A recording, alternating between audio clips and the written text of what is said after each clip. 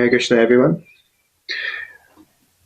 Jaya Madhava Kunja Bihari Jaya Madhava Kunja Bihari Jaya Madhava Kunja Bihari Jaya Madhava Kunja Bihari Jai Gopinavalabha Jaya Girivardhari Jaya Girivardhari Jaya Gopinavalabha Jaya Girivardhari Jaya Girivardhari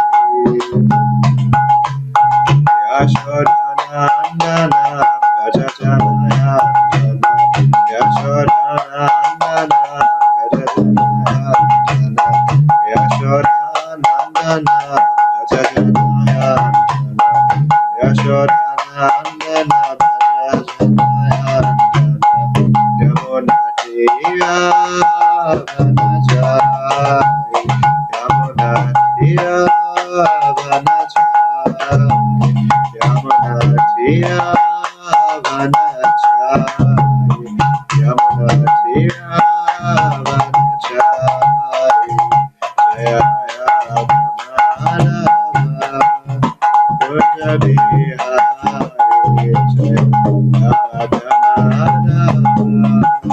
Kunja Bihari Jaya Vijana Vallabha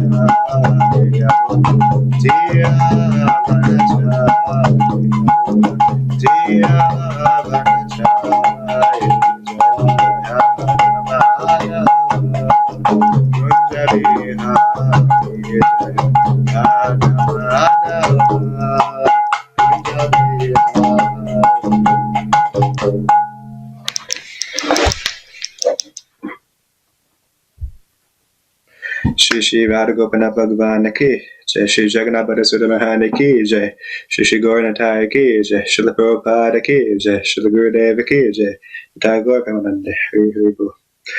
Om Jnanatimirandasya Jnanachanashalakaya Chakshunmilitam Yena Tasmai Shri Gurave Namaha Shri Chaitanya Manobhishtam Sabitam Yena Bhutale Swayamrupa Kadamayam Dadati Svapadantigam Vandeham Shri Gurum Shri Yuta Padakamalam Shri Gurum Vaishnavamscha Shri Rupam Sagrajatam Sahagana Raghunathan Vitam Tam Sajivam Sadvetam Savadutam Prajana Sahedam Krishna Chaitanya Devam Shri Radha Krishna Padam Sahagana Lalita Shri Vishagan Vitamscha He Krishna Karana Sindhu Dinabandhu Jagatpadet Gopesha Gopika Kanta Yadakanta Namostude Taptaka Chanagoyangi Adevinda Vaneshwari Vrishabhanu Sute Devi Pranamami Haripriya Vanchakalpata Ubhyascha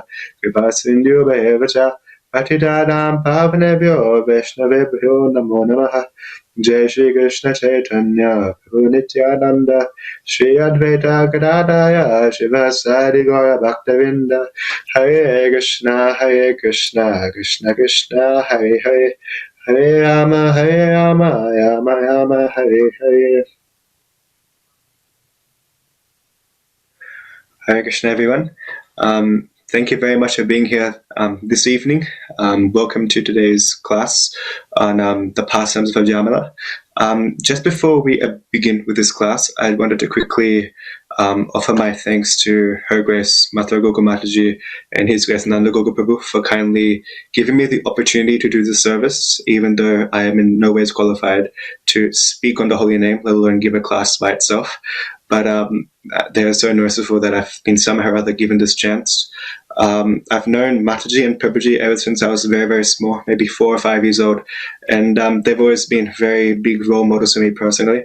So I'm very grateful to them, very indebted to them for giving me the opportunity to do this service. So as you may or may not know, in today's short discussion, we'll be discussing the pastime of Ajamila. So the pastime of Ajamila, as we all may know, it illustrates the glories of chanting the holy name. So this pastime in particular, it's one of my favorite pastimes because it's probably the most clear pastime which illustrates the glories of chanting the holy name. Now, the importance of having this pastimes is that it does 3 things. The first thing that this pastime does is that it encourages us to grow our faith. Very often, there's a big tendency in this material world to burn out. Whether we're doing anything materially or spiritually, it's very easy for us. I can't speak for everyone, but I can speak for myself. It is very easy for us to burn out. So these pastimes like these, they encourage us to continue in our service, which brings me to our second point, that it inspires us to continue the practice of chanting the holy name. And the third thing that it does is that it rekindles our determination. So very often you might have heard the phrase of recharging our batteries. And His Grace Devkinanand Prabhu, he gave a very nice example that can help us understand why we need to recharge our batteries. He was once saying that when we first came into Krishna consciousness, we were very fired up. Fired up in the sense that when it comes to Mangla Arati, for example, there are new devotees who would go and jump 4 or 5 feet high. They jump really, really high for Mangla Arati. We're very enthusiastic. However, now, after devotees being devoted for maybe a few years, maybe 5 to 10 years, the enthusiasm starts to slow down. And he was making the joke that now devotees, they can't get their feet out of the bed these days. I'm sure right now we're having a lockdown going on. And because of the lockdown, it's very hard for us to get our feet off the bed. So His Grace Devkinanand Prabhu was saying that we can't get our feet out of the bed, or to speak of jumping 4 to 5 feet high. So in that regard, it's very important for us to recharge our batteries in this sense. And pastimes like Ajamila, the pastime of Ajamila, actually help us do that. So without any further ado, we'll fasten our seatbelts, we'll kick off straight into this very glorious pastime. In Srimad Bhagavatam, Canto 6, Chapter 1, Text 21, Shukadeva Goswami actually starts narrating this pastime to Maharaj Parikshit. And what is very interesting is that Shukadeva Goswami, in the first sentence, he says, in the city known as Kanukubja, there was a Brahmana named Ajamila, who married a prostitute maidservant and lost all of his Brahmanical qualities because of the association of that low-class woman. So from this particular sentence, we can take 2 main things. First thing that we can take is that Ajamila was a Brahmana that was born in Kanyakubja. And now Kanyakubja is in Lucknow. Now they have changed the name.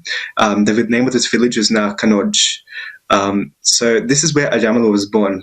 But the second thing that is very, very important is that he says that there was a Brahmana named Ajamila. Brahmana named Ajamila.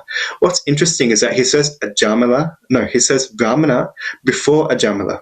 First he says that he's a Brahmana before he actually goes through the name. Now, the means of saying Brahmana instead of Jamila actually gives special emphasis on the word Brahmana. Now, one can ask, why is this done? Why is it not Ajamila was a Brahmana? Why is it a Brahmana named Ajamila? Now, the reason for this is that it actually shows us, Shukadeva Goswami shows us that even if you are a so-called Brahmana, you can still fall down in this material world. Like in India, for example, we have in contemporary Indian culture in particular, there is a huge emphasis that is given on social caste or by birth. So there are people who come and they say, I'm a Brahmana by birth, I'm this by birth, I'm that by birth. But the real qualification of a Brahmana has been lost. In this material age of Kali Yuga, the symptoms of this age has been described in Srimad Bhagavatam, Canto 12, chapter number 2. And in verse number 3, Shukadeva Goswami says that a man will be known as a Brahmana just by him wearing a thread. Now, this is a very bold statement for that time. You can imagine, I mean, this is just before Kali Yuga started. And he is saying that a Brahmana will be known just by wearing a thread. And we can see now that Brahmanas, indeed, they're a Brahmana only because they wear a thread.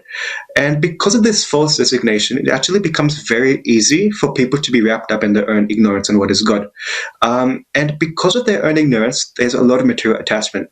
Like, for example, you can go to India, in any holy place in India. And obviously, I can't speak for all of them. There are a lot of saintly persons who are very good. They follow the regulative principles. They are very strong with their attachment to Krishna. But there are some Brahmanas that give up everything. They've given up their family, given up their house, given up their jobs even. And they're sitting in the holy place in the river, but the only thing that they can't give up is smoking or alcohol or drugs. And we can actually see sometimes in some places they are, smoking or they are drinking. This is not detachment. This is not how you can't say that you have developed love or attachment to Krishna when you are drinking alcohol or when you are drinking drugs. So the purport of this verse that I was mentioned just earlier is that Ajamila, he was a qualified Brahmana. He was a qualified Brahmana as a youth, but he lost all of his Brahmanical qualities because of the association of a prostitute. But ultimately, he was saved because he had begun the process of Bhakti Yoga. So if one wants to get Brahmanical qualities, the secret of getting Brahmanical qualities is given in the purport. In the last phase, it says that, but he was ultimately saved because he had begun the process of Bhakti Yoga. Bhakti Yoga, as we all know, Bhakti Yoga's, the process of Bhakti Yoga is nicely described as Navavida Bhakti. And there's Shravanam Kirtanam Vishnu, Smaranam Bhada Sevanam, Ashanam Vandanandasyam, Sakima Nivedanam. And Bhakti Yoga itself starts with Shravanam Kirtanam Vishnu, hearing and chanting the Lord's holy names. Shravanam Kirtanam Vishnu, it's the first. So Shravanam is to Shravanam Kirtanam Vishnu. So Shravanam is to say, and Shravanam is to hear, to remember, and Kirtanam is to say, and to hear as well. So hearing and chanting, it's very, very important in the stage of Kali. And what this actually does is that we are able to develop our Brahmanical qualities. Now, this may sound like a very bold statement, because there are Indians out there, not even Indians, but there are a few Westerners who are misled by the Indian contemporary society. And they are just Brahmanas just by the sake of it. And they don't understand how to actually become a Brahmana. So to become a Brahmana, we can actually see the example of Srila Prabhupada. Srila Prabhupada, he was once in a conversation in September 1972. And there he had many guests. I know today there are no guests. I mean, there are guests, but I can't see the guests today to this Srimad Bhagavatam class. But Srila Prabhupada, at that time, there were guests. And Srila Prabhupada was talking about, spiritual scientific matters. And one guest asked Srila Prabhupada the question, being a Brahmin by birth doesn't mean anything. I'm guessing that this person was probably an Indian. He said, being a Brahmin by birth doesn't mean anything. And Srila Prabhupada said, no. And this person was completely taken aback. And then he points out all of his disciples that came from non-Brahmin families, who came from Western families. He points at all of them, and he says that they were not born of a Brahmin father, and now they are Brahmins. And the guest was saying, but you were saying about Brahmins, and then Srila Prabhupada cut him out. And he said that Brahmins means qualified Brahmins. When you say engineer, that means qualified engineer, not born engineer. An engineer is born, an engineer is not born, because his father is an engineer, he's an engineer. What is this? You become an engineer. Guru Kama Vibhagasaha, Jyotivarna Maya system. Bhagavad Gita 4.13. There must be qualification and work, otherwise what kind of Brahmin? So from this, we can understand that a Brahmin has to be qualified. A Brahmana has to have some qualification. Otherwise what happens is that Brahmanas, they'll begin to follow the same lifestyle that Ajamila followed, and they'll start becoming attached in material designations, material fame, material opulence, and just become contaminated in material society. And one of the main qualities of a Brahmana is, the qualities of a Brahmana is explained very nicely in Bhagavad Gita, chapter 18, text number 42. There, Srila Prabhupada, Lord Krishna actually says to Arjuna directly that one of the qualities of a Brahmana is purity. Now, by chanting the holy name, one can immediately one can actually see that there's a transformation in one's purity. Now, this may sound like a very bold statement, but if we look at ISKCON, for example, we look at the International Society for Krishna Consciousness, we can see that devotees are very, very pure. And the purity actually comes from chanting the holy name. Now, I have an example of this one very senior devotee. I won't say the name of this devotee yet, but I will tell you how he actually became a devotee. And from this, we can actually understand, at the end, I'll tell you who the devotee actually was. But from this, we can understand that there are many devotees who not only came through Krishna consciousness through Sankirtan, but actually developed that purity. And this purity is very important in them becoming a Brahmana. And there are many devotees, there are so many devotees. I can only take out a small handful of devotees who are examples of very pure Brahmanas. There was this one devotee who in 1966, this one devotee brought a flute, and he was, you can say, a hippie, and he was making improvised music on that flute, and he gathered around many other musicians. This was in New York, and they were playing with their eyes closed, and all of a sudden, out of nowhere, a great, great vibration was heard in the park, and it was the Hare Krishna Mahamantra. And it was chanted by devotees who had come out to participate in a festival in order for the spiritual master. So this devotee was kind of taken aback by shock. He's sitting there playing a flute, and all of a sudden there's music, right from the park. This park is Tompkins Square Park. And for the rest of the afternoon, this kirtan entirely dominated the festival. And willingly or unwillingly, this devotee actually was engaged into this chanting, and he even says that willingly or unwillingly, I was swept up by the chanting for nearly 2 hours. So this person was chanting and hearing and making his musical accompaniment of an improvising flute for 2 hours. And this devotee, not devotee yet, but this hippie, what he did is that he would start to sing, and he would start to imitate the sounds that the Hare Krishnas made the best that he could, and then he started dancing with the devotees. And this happened day after day after day. Now, this devotee is actually none other than His Holiness Tamakrishna Goswami Maharaj. Tamakrishna Goswami Maharaj, we all know he's a very, very, very, very exalted Maharaj. He's always been known for his purity, and he's one of the backbones of this whole movement. So this is just one example that, because His Holiness Tamakrishna Goswami Maharaj, he was writing an article for Back to Godhead, and then he explains that he was actually very, very fallen prior to becoming Krishna conscious. He describes his material situation very, very deeply. But once he actually joined Krishna consciousness, we can see that he started to develop that purity. And his purity was such that if we read the letters of Srila Prabhupada, maybe from 1970 onwards, we can see that the letters that Srila Prabhupada received, 4 out of 5 of those letters, so maybe 80% of those letters, of those management issues, Srila Prabhupada would reply saying, for further advice, please seek the advice of His Holiness Dhammakrishna Goswami. So you can understand that Maharaj had a very, very high situation, was situated very, very highly in Krishna consciousness, and that was only because he actually heard the holy name. So everything starts with the holy name. He became pure only because of the holy name. So another example is His Holiness Mahavishnu Goswami Maharaj. Now, His Holiness Mahavishnu Goswami Maharaj, we know he's a very he used to give very, very fired up lectures on the Srimad Bhagavatam. Very amazing devotee. And how he came into Krishna consciousness is very, very interesting. He was head of some Gujarati society in London, and all he did is that he heard the holy name being chanted in downtown London. And just by hearing the holy name, he became purified. And another example is His Holiness Lokanath Swami Maharaj. He came into Krishna consciousness straight from the chanting and dancing that happened in the Bombay Pandal festival. So we can understand that devotees that we have now, they've developed their purity out of the holy name. So on that note, we can understand that to become a Brahmana, one has to become very pure. And to become pure, one has to chant as well. So on that note, we'll go towards the second point. The second point of this pastime is that Ajamila became very attracted to the sight of a prostitute, and he lost everything. Now, just by seeing a prostitute lady, Ajamila immediately became attracted. And this is the quality of the material nature. It is very, very easy for a person to become attracted to the purpose of gratifying their senses. The material nature is such that it entraps the people very, very quickly through attraction and through sense gratification.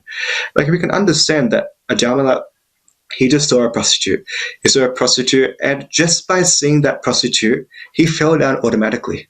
So Ajamila was a very, very qualified Brahmana. He was born in a Brahmana family. He did all the rituals that the Brahmana was meant to do. But just by seeing a prostitute, he immediately fell down. So what to speak of us? I mean, His Holiness Radha Govinda Maharaj, he was giving a class on Damodar Leela, I think maybe 4 or 5 years ago. And there he gave the example of Sobhahari Rishi. Now, Sobhahari Rishi, he was one sage who did tapasya in the water for 60,000 years. 60,000 years. And he explains that this Sobhahari Rishi, he was doing tapasya in the water for 60,000 years. Then he saw 2 fish that were engaged in sexual affairs, in very intimate relationships. He just saw 2 fish, and all of a sudden he became very wild with attraction. Maharaj, His Holiness Radha Govinda Maharaj, he says that this is almost like a drama, because he wanted to do tapasya where there is no distraction. And unfortunately, he did tapasya in the water, but instead of actually doing tapasya, he's watching fish union. So because of this, Sobhahari Rishi actually lost all of his qualifications automatically. And after seeing the fish engage in sexual affairs, he went out of the water and he went to marry 50 daughters of King Mandata. So we can understand that King Sobhahari, he did 60,000 years of tapasya just by seeing 2 fish, he became attracted to sense pleasure. And so in this case, what to speak of us? Like, for us, it is very easy to fall down in this material world. And His Holiness Radha Govinda Maharaj was explaining that similarly, all around us, we have movie posters and advertising that not only show, but they also encourage intimate relationships. And because of this, it is very easy for us to fall down this material world. Now, obviously, I'm a youth. I'm 16 years old. I'm a member of the youth. And I can say that for the youth especially, it's a very, very dangerous situation. Like, the things that the youth have access to nowadays, it is very, very shocking. And because of this, I was reading an article by a few scientists, and because of this attraction, we can see that the youth are going through so many problems. Like, His Holiness Radha Govinda Maharaj mentioned movie posters and advertising. And obviously for us, that's what we are around. But the youth are around so many other things. Like, for example, online pornographic material, for example. It is very easy for it to be accessed by the youth very, very easily.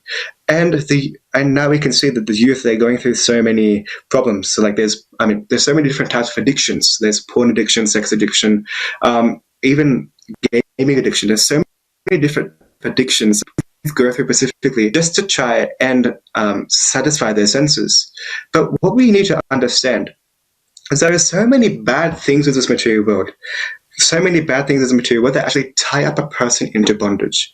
But we still have hope, because in Srimad Bhagavatam, Canto 12, Chapter 3, text number 51, Shukadeva Goswami says a very, very famous sloka. He says, Kale dosha nidhe rajan asi hi eko mahanguna kirtana deva krishnasya mukta sangha parambajet. So Kale in this verse, Kale means the age of Kali Yuga. And nidhe, dosha nidhe. Dosha means faults and nidhe means ocean. So we can understand that Kali Yuga is an ocean of faults. Then he says, Asi hi eko mahan guna. Asi means there is. He is certainly eka. Eka means one. Mahan guna. Mahan means very great. Like when we see a very pure devotee, we say Mahatma. Mahatma constitutes of Mahan and Atma. Mahan means very great. But he says Mahan, which is very great. Then he says Gunaha. Guna means good quality. So he's saying that in Kali Yuga, we have an ocean of faults, but there is one very great good quality of this age. Then he says, Kirtanad, by chanting, Eva, certainly, Krishnasya, by chanting the holy names of Lord Krishna, Mukta Sangha Parambajet. Mukta means liberated from material bondage, and Parambajet means to the transcendental. One can go to the transcendental spiritual kingdom. So from there we can understand that Mukta Sangha means liberated from material bondage. Now, to become liberated from material bondage, we have to obviously chant the holy names of the Lord. And chanting the holy names of the Lord is the only purificatory activity that we can actually do in this age. In Srimad Bhagavatam, Canto 3, text number 52, Shukadeva Goswami says, Krita yad dhyayato vishnum, tretayam jagatomake, japare parajayam kalo tad darikirtanat. So there he says, Krita te dhyayato vishnum. So Krita is another word for Satya Yuga. And in Satya Yuga, what they would do is they would do meditation on Lord Vishnu, dhyayato Vishnu. And so in Satya Yuga, we understand that the Yuga Dharma of that age was to do meditation on Lord Vishnu. Then he says, Tretayam yajato makehe. So Treta means Treta Yuga. And in Treta Yuga, they would perform fire sacrifices. And that was the Yuga Dharma of their age. Then Japare Parajayam. Japa Yuga, as we can understand from Japara means Japa Yuga. And Parajaya means serving the Lord's lotus feet through deity worship. But the very important point of this verse is that Shukadeva Goswami says, Kalo tad kirtanat. And he says that all of these activities, whether it's performing meditation in Satya Yuga, or doing sacrifices, or even worshipping the Lord's lotus feet, all of this can be achieved simply by chanting the Hare Krishna Mahamantra, Kirtanat. So from this we can understand that this holy name is the only purificatory activity that we can do in this age. Like, it's not necessarily, there's no point in performing unnecessary fire sacrifices or meditation or even unauthorized austerities, because Lord Krishna is so merciful that he has given us this chanting of the holy name. And by chanting his holy name, we are able to develop that attraction to Krishna. Now, Srila Prabhupada quotes in the Vedic scriptures, Srila Prabhupada quotes the Vedic scriptures in Chaitanya Charitamrita. I think it is Adi or Madhya Lila, but he quotes a verse. In that verse, I won't read the verse, it's very, very long, but the translation of this verse is that even if one distributes 10 million cows in charity during an eclipse of the sun, lives at the confluence of the Ganges and the Yamuna for millions of years, or gives a mountain of gold in sacrifice of the Brahmanas, he does not earn even 100th part of the merit derived from chanting Hare Krishna. Now, this is a very bold statement. Srila Prabhupada says, Go Koti Danam. Go Koti Danam means to donate cows. And to donate cows, like a lot of cows. So now we can, in Kali Yuga, we can understand that to donate one cow is a very, very auspicious thing. It's very, very auspicious to donate a cow. But in this verse, it says, if one distributes 10 million cows during an eclipse. Now, eclipse is a very auspicious time of the of the day. I think it happens not often, but regularly. And even if you distribute 10 billion cows, or Prayaga Ganga, okay. Yeah, the verse says Prayaga Ganga Deke Kalpavashaha. So there, even if you reside in the confluence of the Ganges and Yamuna for millions of years, we can see that many people, they reside in the holy places in the dhams, and they dedicate their lives to residing there. And then the next point that he says, even if you donate a mountain of gold in sacrifice of the Brahmanas. Now, doing charity right now, it is a very, very big thing to do charity, to donate a mountain of gold. But Srila Prabhupada says that does not even equal 100th part of the merit that you can actually get from chanting the Hare Krishna Mahamantra. And we could see that there are people who do tapasya for so many years. You go to India, there are so many munis, so many rishis, so many babajis, and they do tapasya for so many years, to the extent like their whole body is impoverished. But still, you can see that a devotee is far more advanced than, even a 5-year-old devotee is far more advanced than these rishis. Because these saintly persons, they still have some attachment to smoking, tea, or alcohol, or intoxication. But you can go to a 5-year-old boy, a 5-year-old girl in Krishna consciousness, and ask that person, or ask that child, should you drink tea? Or should you drink alcohol? That person will immediately tell you that no, drinking alcohol is wrong. Why? Because he or she is chanting the holy name. So one very important point that Srila Prabhupada made in Srimad Bhagavatam, Canto 6, Chapter 2, Text 11, that kind of reaffirmates this statement, is that what cannot be achieved through the performance of Vedic rituals can be easily achieved through the chanting of the Lord's holy name. Now, we can see that there are many activities that we do, especially, I'm an Indian, and in India there are so many activities that they do, so many Vedic rituals.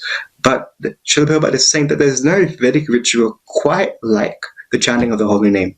The holy name is such that you can achieve whatever you do from whatever rituals that you perform.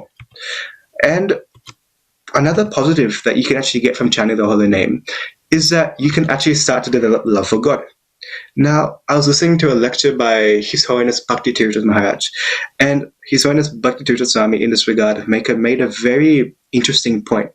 He said that all of the religions that we have in our world, they are made with a prime aim of developing our attachment to God, love of God. And all the Vedic scriptures, very interestingly, I didn't know this personally, but Bhakti Tirtha Swami Maharaj said that all of the great scriptures actually support the chanting of the holy name. Like we have a look at Christianity, Islam, Buddhism, for example. They support the chanting of the holy name. And he gave a lot of references. He said that in the Quran, 87:2, Muhammad says that out of all names, the most beautiful names belong to God, so call upon him by them. We can also see David's taught in Psalms 113 that whoever calls upon the names of God, he shall be saved. He also says that from the rising of the sun to the setting, one should chant upon God's name. And Lord Buddha taught in Amida Buddha that whoever calls upon my name, he shall attain paradise. So we can see that all of the religions of the world, they actually support chanting the holy name. Why? Because they understand that to chant the holy name, to chant the holy name means that you are developing your attachment to God. If you want to develop your attachment to God, if you want to love God, you have to chant the holy name. And so in Radhanath Swami Maharaj, in this case, he was saying that those who are very advanced and highly qualified and are interested in the essence of life, or they know the good qualities of Kali Yuga. Such people worship the age of Kali Yuga, because in this age, simply by chanting the Hare Krishna Mahamantra, one can advance his spiritual knowledge and attain life's goal. So Kali Yuga, we can see that Kali Yuga is very, very deteriorated. Like people have very, very small percentage compared to good qualities compared to all of the other previous yugas. But still people actually worship the age of Kali Yuga. Why is this so? The reason they worship Kali Yuga is because in Kali Yuga, it's actually very easy for us to advance in spiritual knowledge and attain life's ultimate goal. And we are actually very, very fortunate to be born in Kali Yuga. Now, I know this may sound very hard to say because right now, I mean, not only now, but like, there are so many different situations that happen that make us think that the world is really, really bad. Like right now, we have the coronavirus pandemic. In the beginning of the year, we had bushfires. There are so many really, really troubling circumstances in Kali Yuga. But that being said, we are still very fortunate to be born in Kali Yuga, because even though there are so many faults, Krishna is actually showing his full mercy in this age by giving us his holy name. Now, this holy name has not been done before. This holy name was had only VIP access. That VIP access was restricted to those in Goloka Vrindavana. But Chaitanya Mahaprabhu is so merciful, Krishna is so merciful, that he has given us the holy name in Kali Yuga. And now, just by chanting the holy names, one can immediately become liberated. And because of this, Kali Yuga is very, very worshipable. The third point that we can actually get from this pastime is that at the time of death, Ajamila called out to Narayana. Now, Ajamila was in the deathbed, as we will all be at one day. And Ajamila was on the deathbed lying. And all of a sudden, the Yamadutas came. And the Yamadutas came to take him to Yamaraj. And there were 4 Yamadutas, and they were very, very ghastly. And at that moment, Ajamila called out his son Narayan. Now, the reason he called his Narayana is because he had a son named Narayana. And the main intention of his calling Narayana was to say, Narayana, these people are very, very scary, you go. Right? Because when a father sees something that's very, very scary, like in my case, he'll say, son, you go. So in that case, Ajamila was similarly saying, he was calling out to his son and said, Narayana, you go. But he said Narayana, and immediately at that moment, the servants of Lord Vishnu came to deliver Ajamila from the clutch of the Yamadutas. And the Yamadutas were very, very confused. I mean, you can imagine that you've gone to pick up, if you go to pick up a parcel, and you go to pick up a parcel because you're meant to, for example, you go to pick up the parcel, and then all of a sudden you see that there are 4 security guards all around that parcel. You'll be shocked. I mean, I would be shocked. I mean, I'm meant to pick up the security parcel, this special parcel. How am I going to pass through all these security guards? So all these Vishnudutas started acting like security guards for Ajamila. They couldn't let the Yamadutas touch them. And this is the first time in history that the Yamadutas actually went to punish someone, but they came back empty-handed. Before this first time, the Yamadutas had never gone to punish someone without taking them. So, I mean, they won't come empty-handed. This is the first time they actually came empty-handed. And because Ajamila just chanted 4 syllables, Narayana, he chanted the 4 syllables, even unknowingly, he actually received a second chance. So this is a very, very interesting point. In Chaitanya Charitamrita Antyalila, chapter 6, chapter 6, chapter 6, text 57. Haridas Thakur. Haridas Thakur, we all know that he's Namacharya. He's the Namacharya of this age. And he's probably the best example of how to chant the holy name. And Haridas Thakur says that Ajamila was a great sinner during his life. But at the time of death, he accidentally called out to his youngest son, whose name was Narayana, and the attendants of Lord Vishnu came to relieve him from the bonds of Yamaraj, the superintendent of death. Now you can understand that Haridas Thakur was such a big, big position. I mean, he's, Namacharya, but he's still glorifying Ajamila in a sense, because he chanted the 4 syllables Narayana. So you can understand that to chant the holy names, it's not a very, very small thing. It's a very important thing. And Haridas Thakur goes on to explain, because he knows that, like, people like me, for example, I mean, we don't believe things very easily. We always have different questions, different doubts in our minds.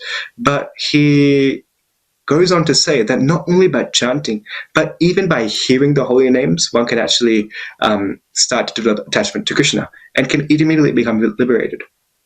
And in Chaitanya Charitamrita, Antilila, chapter 6, text number 60, no, chapter 3, text number 60, Haridas Thakur says to Chaitanya Mahaprabhu that if a devotee once utters the holy name of the Lord, or if it penetrates his mind, or even enters his ear, which is a channel of oral reception, that holy name will certainly deliver him of material bondage. Whether vibrated properly or improperly, with correct or incorrect gamma, or properly joined or vibrated in different parts. O Brahmana, the potency of the holy name is therefore certainly great. Now you can understand that just by chanting the holy name, you don't have to chant it properly. Ajamila, he didn't chant the holy name properly at all. Like, I don't think he was meditating on Krishna's lotus feet while chanting the holy name. No, he was simply just chanting Narayana. But just by chanting the holy names, even if it is vibrated properly or improperly with correct or incorrect gamma, Krishna sees what we actually do. I mean, what we do. Krishna is how can I explain? Krishna is very merciful unto us in the sense that he looks at our good qualities. He doesn't look at our bad qualities. He looks only at the good qualities. So Ajamila, he chanted Narayana without any attention to Krishna, without even any attraction, so to speak. But even though he did chant Narayana, he still chanted Krishna's name, and Krishna felt like he was calling him. So we can understand that even if we don't have the right intention, I'm not saying we don't have the right intention, but what I'm trying to say is that Ajamila, he chanted the holy name with no attention at all. What to speak of us if we chant with that love and attention? If we chant with love and attention, then certainly we can get more higher fortune than that which was received by Haridas Thakur. So I know my own Guru Maharaj, he's known as Janananda Goswami Maharaj. He gave a very nice pastime that actually relates to this. And this pastime, it's a true story. One time in Moscow, there were devotees that were doing Harinam on the streets. Moscow, I'm assuming that this was after the communist government were restricting the Hare Krishnas what they could do. So they were doing Harinam in Moscow. And one police officer was very, very unfavorable. Like always in society, we always have that one person who is very unfavorable towards us. Like, not even to speak of society, even in classes, for example, in school, there was always that one person who was not very favorable. So this police officer, he wasn't very favorable. And every single time, he found out where the devotees would go for Harinam.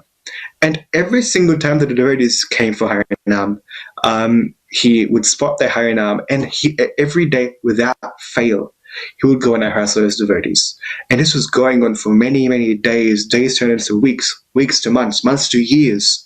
He kept going and going and going. One day, this police officer became very sick. And he was sick with some sort of illness of some sort. And he went into ICU. Now, he went into ICU, and in ICU, he went into a coma. Coma is complete unconsciousness. And there, all of a sudden, what he saw is he saw himself being dragged by 4 very hideous-looking beasts. These big monsters were dragging this person. And he was being dragged into this court. There was a big court. He was dragged right into the middle of the court. And this police officer said, he's in this court. He saw that there was a judge sitting. There was a judge sitting in the center. And next to the judge, there was the secretary. And secretary. I think you understand what I'm meaning. And so he saw a judge sitting and he saw a secretary. And the secretary was reading out all of the sinful activities that he had done.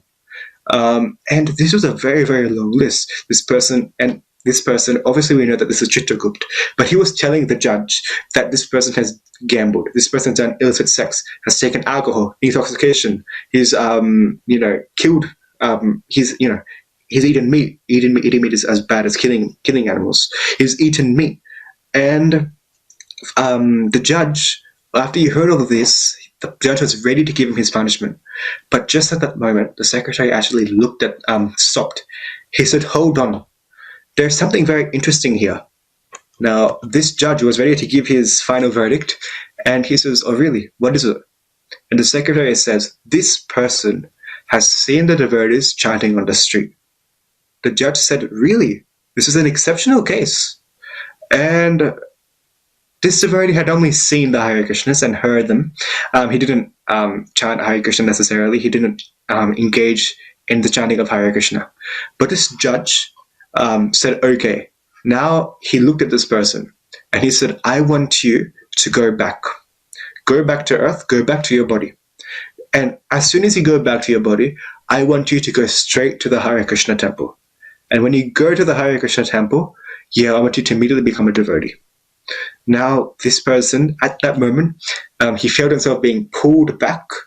And before he even knew it, he was in full consciousness. He woke up, he was in the hospital bed, and there were people all around him. And he's thinking, what just happened to me? I mean, he saw a judge, he saw a secretary. It wasn't a bad dream. And then at that moment, he then, as instructed, he went to the temple and he became a devotee. And he actually told the devotees this story, that there was this big judge, and this judge told me that I have to come back and become a devotee. Now, obviously, the devotees would have thought, this person is crazy. I mean, what judge would say you have to go back to the temple and become a devotee? But this person said, no, I saw a judge. And he said, I go back to the temple. And he went back to the temple as instructed, and he became a devotee. And now, I forgot his name, but in Russia, now he's one of the best Sankirtan leaders in the world. He's a very, very powerful Sankirtan leader. Why? Because just by being envious of the Hare Krishnas, just by abusing the Hare Krishnas in whatever way that he could, just by seeing the Harinam party on the streets, he received such a massive fortune. This is only because he actually heard the holy name. So this person actually links quite strongly with Ajamila, the pastime of Ajamila. Like Ajamila, he chanted the holy name. But this is worse than Ajamila because he didn't chant the holy name. He heard and he saw the Harinam party, but still he received a second chance. The fourth point that we can actually understand is that Ajamila had repeatedly committed sinful activities. Now, sinful activities, an easy way to understand these sinful activities is like the tying of a knot. Now, I'm not too sure if any of you may have children or maybe younger siblings. I know I have two. But when it comes to tying the shoelace, for example, I'm not sure if you've had a good experience. Maybe you might have. But when you tie a shoelace, what happens is that when you keep tying and tying and tying the knot, what happens is that it becomes very hard for it to be untied. And it becomes so hard to untie that you're stuck. Sometimes I personally think that I have no other way of untying this except for cutting the knot. Now, this knot, we can understand that this knot can be linked to our sinful activities.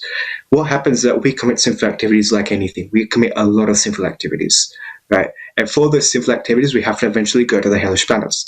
Like if Yamaraja had to go to Yamaloka for, committing one sinful activity, what to speak of us? Like Yamaraj is Dharmaraj, still he had to go to Yamaloka. What to speak of us? And the sinful activities is like tying. What happens is that we commit one sinful activity, we tie a knot, right? Then we commit a second sinful activity, we tie another knot. Then 3, then 4, then 5, then 10, then 15, and 20. Who knows how many knots we have tied in this rope? Right? We might have had to get extension for this shoelace, and so this knot is very, very, very, very strong. Now, the only way that we can actually cut off this knot is by chanting the holy name. If we do not chant the holy name, then we have no other chance of actually cutting this knot. This knot needs to be cut. We have so many sinful activities, and in the scriptures, there's the only way that the scriptures actually showing us how we can cut out this knot of sinful activities is by chanting the Mahamantra. Now, in Srimad Bhagavatam, Canto 12, chapter 13, text number 23. Now, this verse is the last verse of Srimad Bhagavatam. It's the conclusion of Srimad Bhagavatam in a sense. And always, if you're watching a video, for example, the most important part of that video, or the most important part of the movie, for example, is the final few seconds or the final few minutes. So in the same way, the most important part of Srimad Bhagavatam is the conclusion. And as the conclusion, Shukadeva Goswami said, no, not Shukadeva, Sutta Goswami actually says, Nama Sankirtanam Yasya Sarva Papa Pranashtam Pranamo Dukkha Samanas Tannamami Harim Param. He says, I offer my respectful obeisances unto the Supreme Lord, Hari, the congregational chanting of whose holy name destroy all sinful reactions, and the offering of obeisances unto whom relieves all sufferings. We can understand that the congregational chanting of the holy name destroys all sinful activities. So I'm not saying, my parents are not saying, Sutta Goswami is saying in Srimad Bhagavatam that the congregational chanting destroys all sinful reactions. And Vishwanath Chakravarti Thakur, in his commentary on the Pasam of Ajamila, give a very, very nice point. Because sometimes there are people who want the details. Like I know personally, I want the details. Like if someone tells me something, I want to know the details. So similarly, we have just made a statement that the congregational chanting destroys all sinful reactions. Now, we need to understand, okay, what sinful reactions? So Vishwanath Chakravarti Thakur, in his commentary on the Pasam of Ajamila, he actually quotes Srimad Bhagavatam, Canto 6, Chapter 2, Text 9 to 10. I would encourage all devotees listening right now to please go to Srimad Bhagavatam, Canto 6, Chapter 2, Text number 9 to 10. There he says that the chanting of the holy name of Lord Vishnu is the best process of atonement for a thief of gold or other valuables. Right? In this material world, we have so many robberies that happen. There are people who steal. So chanting the holy name is firstly the best atonement for that sin. Second thing he says is it is also for a drunkard. Now, a drunkard, we can see that a lot of people are drunk, especially now because of coronavirus. I was reading an article saying that the sale prices of alcohol have actually gone up because people are just consuming alcohol like anything. So for a drunkard, the best atonement is by chanting the holy name of the Lord. And we can actually see for ourselves that, like in Krishna consciousness, there are people who join the movement who, take intoxication, who are completely drunk. And now we can actually see devotees who can't even think about taking alcohol. They used to drink, 2 or 3 bottles a day, maybe even more than that, I don't know. But they've reached a stage they can't even think about having alcohol. This is only because they've actually chanted the holy name. Then Vishwanath Chakravarti Thakur says, for one who betrays a friend or a relative. Now, betrayal is a very, very bad thing. You can't betray a person. And that's a very, very bad sin. But Vishwanath Chakravarti Thakur that says that by betraying a friend, holy name also proves that. Now, the fourth thing that he says is for one who kills a brahmana, so he says for one who kills a brahmana. Now, a brahmana is regarded as a superior in society. So you can imagine that, like, to kill a brahmana is a very, very bad thing to do. I'm sure people don't kill brahmanas. At least I would hope that people don't kill brahmanas, but it does happen. So even if you kill a brahmana, the best atonement is to chant the holy name of the Lord. And then he says, for one who indulges in sex with the wife of his guru, of his spiritual master, or of another superior. Now, we know that, this is classified as illicit sex. Like, people, they have sexual attractions with some, there are so many shocking examples of, like, illicit sexual relationships. It's really, really shocking. And people... the best atonement for that, again, is to chant the holy name of the Lord. Now, it is also the best method for atonement of one who murders woman. Now, to murder woman is a very, very bad thing. We even know that, for example, Bhishma Pitama, for example, in the Mahabharata war, he made several commitments on who not to kill. And there he says that he will not kill a woman. To kill a woman is a very, very bad thing. And however, people still do that. People do kill women. And the best atonement for this, again, is to chant the holy name. Then he says the king or his father. Now, the king or the father are like superiors again. So you can't kill a superior. That's really, really bad. Or for one who slaughters cows, and for other sinful men. So slaughter cows is a very, very bad thing. Again, like we know, I'm sure we all know that cow slaughter is very, very bad. But the thing is that by chanting the holy name of Lord Vishnu, such sinful persons may attract the attention of the Supreme Lord, who therefore considers. Now, this Vishwanath Chakravarti is saying that the Supreme Lord will consider, because this man has chanted my holy name, my duty is to give him protection. Now you can imagine, these sinful activities are so bad. I wouldn't think of committing these sinful activities. But Vishnaka Chakravarti says that the Supreme Lord says, because this person has chanted my holy name, my duty is to give them the topmost protection. Now, even though Ajamila actually chanted the holy name of the Lord unintentionally, right? He didn't chant with any intention. He still got the result of Krishna having the intention to protect him. Now, there are many examples in the Shastra which explain this in a bit more detail. In Agni Puran, there it says that whoever chants this mantra, even neglectfully, will attain the supreme goal of life. Of this there is no doubt. Now, I'm not saying you chant neglectfully, but I'm saying that if one chants without any attention, I know my spiritual master, he's on the Goswami Maharaj said that of course, to chant without attention is a very, very bad sinful activity. Not a sinful activity, but it's an offense to chant without attention. But the point that Agni Puran is still trying to make is that chanting neglectfully is far better than not chanting at all. Right? If you're chanting with offenses, we only chant, we all start chanting when we have offenses. Like Srila Prabhupada once said that we chant because we chant with offenses. And the more we chant, the more the offenses will come. He says, if you don't chant the offenses, he said, no, what Srila Prabhupada said is that chanting is not for people who do not commit offenses. Chanting is for those who commit offenses, so that when they chant, the more they chant with offenses, the more the offenses will start to slowly go and go and go. They'll go away, and they'll start chanting purely. And Srila Prabhupada, on the 10th of January in Calcutta, 1971, Srila Prabhupada said that the powerful Harinam is so strong that even if one unconsciously,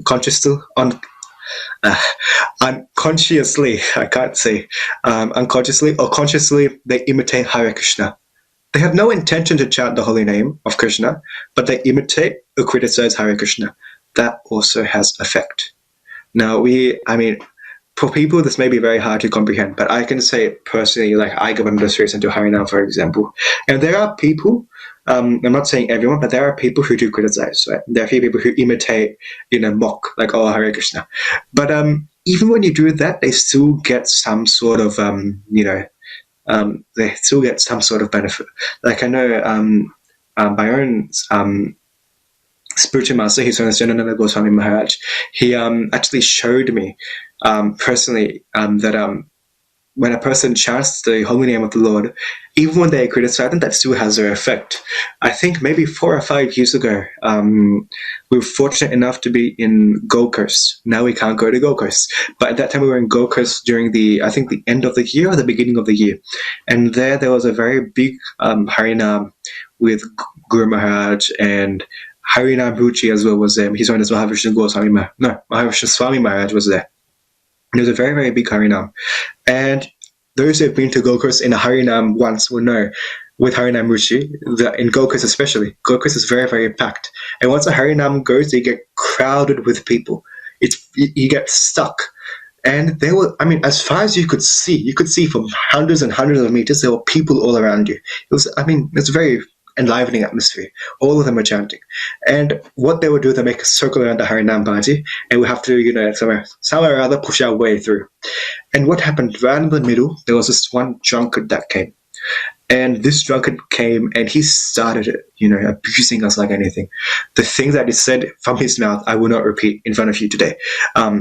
Obviously, I will not repeat what he said. But he started, first he went to Mahavishnu Swami Maharaj, had a few words, went to his Grace Vishnutana Prabhu, and he was going like anything.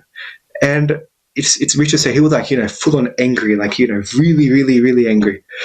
And Guru Maharaj, I was shocked, like he just continued chanting and he got everyone else to dance. And I 10, 11-year-old me, I was looking at this person like, okay, I was scared. Right? I mean, there's a drunkard, like, creating so much trouble. And he's like, 1 meter away from me. I was scared. And Gumar, he looks at me, he smiles, and then we continue chanting. And he, drags me to dance, and we start dancing. And what happened is that this drunkard went to one very senior devotee, and they had a discussion. Now, I don't know what they were talking about in that discussion, but somehow or other, I mean, this still astonishes me to this day. But this person, he created so much trouble. Even I have one godbrother from Gold Coast. He was ready to ring the police. He had his phone with him and was like, okay, I'm going to ring the police. But still, he was ready to ring the police. Maharaj told him, no, don't ring the police yet. Don't ring. And this person, this drunkard, was talking with a devotee. And out of nowhere, he started dancing. The whole of the anger just vanished. He was smiling. He started chanting, dancing, and he left really, really happily. Now, it astonishes me to this day that a person who was so, so sinful, you could say, somehow or other, just by hearing the Mahamantra from very, very pure devotees, just a chain of consciousness actually happened. We can actually see for ourselves that when we chant the Mahamantra, we have a change of consciousness. But this change of consciousness was very, very immediate. Like, he started smiling. I mean, there was no malicious intentions at all. So I was listening to a class. I know that I'm running short of time. I will try and go on for hopefully 10 more minutes, if that's okay. Just to make a few concluding statements, and then we'll go. So just a few other final points. His Holiness Gaur Govinda Maharaj, he gave a very, very strong class in 1993. And he was saying that the Harinam Sankirtan is so powerful and so effective that it doesn't depend on a person's knowledge or understanding. Right? People don't necessarily know the effects of chanting the Mahamantra. He gave an example of a sick patient. Right? When you're sick, you know that you have some sort of disease. You don't know what the disease is, but you're sick. And when a person is sick, he goes to the doctor, and the doctor knows what the sickness is. And the doctor goes, what do you do with the doctor? The doctor gives you some tests, and then he gives you a prescription, and you have to take the medicine. So this person goes to the pharmacist, take the prescription, gets the medicine. Now, this patient does not know what is in the medicine, what the effect of the medicine is. But the doctor knows. But he just has to take it. That's all he has to do. Then he gets cured. Similarly, the Harinam Sankirtan movement is so powerful. The one may not even know its effect. Still, just by taking part in Harinam Sankirtan, you can still get effects, very positive effects. And now I'm running short of time, so I'll quickly make 2 more concluding statements. The first statement is, what is the purpose of this pastime? So in Srimad Bhagavatam 6.2.49, this verse was also quoted by Haridas Thakur as well. And he said, Shukadeva Goswami says that while chanting at the time of death, Ajamila chanted the holy name of the Lord, and although the chanting was directed towards his son, he nevertheless returned home back to Godhead. Therefore, if one faithfully and inoffensively chants the holy name of the Lord, where is the doubt that he will return back to Godhead? So in Krishna consciousness, we are very, very fortunate that Ajamila chanted once and he got liberated. We are very fortunate that we have all the facilities to develop our attachment for God and to chant. And by chanting, we can actually achieve even a far better destiny than what Ajamila actually received. And in Krishna consciousness, we are very fortunate, by the mercy of Srila Prabhupada, by the mercy of all the acharyas, that we actually have all the facilities that we need to strengthen our attachment to Krishna. And very easy, I can't speak for everyone, but I know for myself, it's very easy to disregard the sacrifices that people have made, that our past acharyas have made. I was listening to a class by His Holiness Bhakti Acharya Swami Maharaj. He was giving a class in Hindi, and he was explaining the past of Srila Prabhupada. Now, Srila Prabhupada went to the USA, and in the USA, he went through so many heart attacks, right? And on the ship, he went through so many heart attacks.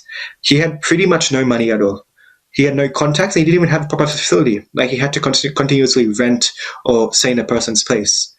I mean, you can understand the trouble that Srila Prabhupada, we can't understand the trouble that Srila Prabhupada actually gone to. Imagine a 70-year-old person has so many heart attacks, right? Has no money.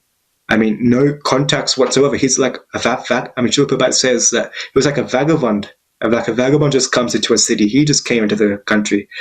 He knew no one. But But the only thing that Srila Prabhupada had was the faith in the holy name and in the instruction of the spiritual master. And Srila Prabhupada tried so many things to kick off Krishna consciousness. Like he tried programs, he tried classes, even Sanskrit classes. He tried so many things, but nothing was working. And a few times, 3 times, Srila Prabhupada actually walked to the Jaladuta ship or to the port, and he'll stand there. And he'll just stand there and he'll be thinking, should I be here? Should I go back or should I stay? But somehow or other, Srila Prabhupada decided to stay. You can understand that it was a very, very tricky situation here. And when absolutely nothing was working, right, Srila Prabhupada only had a handful of devotees. And when nothing was working, what Srila Prabhupada did, he picked up his drum, he went to Tompkins Square Park, he closed his eyes and immediately started chanting. Right? He started chanting. And he chanted for a couple of hours, and he closed his eyes. When he opened his eyes, what he saw thousands of people in front of him, and they were asking him for more. They keep chanting, more chanting. Srila Prabhupada, actually, through this, he made hippies into happiness just by chanting Hare Krishna. So we can understand that our movement actually started by the chanting of the Mahamantra. And it was after this, many devotees started coming. Devotees started coming like anything. And then eventually they started getting initiated. And now the International Society for Krishna Consciousness is now what it is today. All because of Harinam. All because Srila Prabhupada chanted when nothing else was working. So we can understand that classes weren't working. Programs weren't working. Even whatever Srila Prabhupada did, they weren't working. But Harinam Sankirtan, he got thousands of people automatically. And my concluding point that I will make here, it is 8:36. So I'll make one final point, and then I'll if those who are on Facebook, I can take any questions if they have any questions, time permitting. So because of Harinam Sankirtan, Krishna consciousness actually started to expand. I was listening to I was reading a transcript of a lecture by His Holiness Mahavishnu Goswami Maharaj. And Mahavishnu Goswami Maharaj, he's from London. He's a British. He's in Britain. He was in Britain. And he was saying, he gave an example that wherever you chant, it infiltrates. And it works. And the chanting of Hare Krishna, we don't necessarily understand how far it works. But he gave an example. He said one time they were in London, and there was a Harinam party going on. And one member of parliament from Mauritius actually came. He was doing his shopping. Right? London is a very, very famous city. Oxford Street, if you go to Oxford Street, if you've been, you will know, it's a very famous street for shopping.